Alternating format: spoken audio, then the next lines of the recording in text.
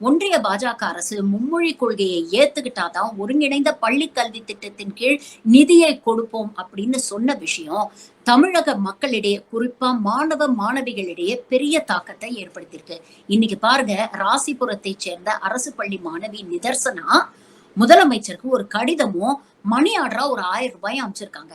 ஒன்றிய அரசு பணம் தரலைன்னா என்ன? நான் கஷ்டப்பட்டு சேமிச்சு வச்ச இந்த ரூபாய நான் உங்களுக்கு மணி ஆர்டரா அனுப்புறேன். இத இந்த திட்டத்தின் கீழ் என்ன நலப்பணிகள் செய்ய போறீங்களோ அதுக்கு பயன்படுத்துங்கன்னு.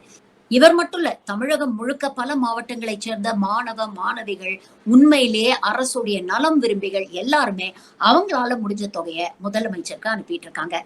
இதுதாங்க தமிழ்நாடு. என்னைக்குமே மாநில உரிமைகளை காக்கிறதுக்கு எல்லாரும் ஒன்றுபட்டு நிற்போம்.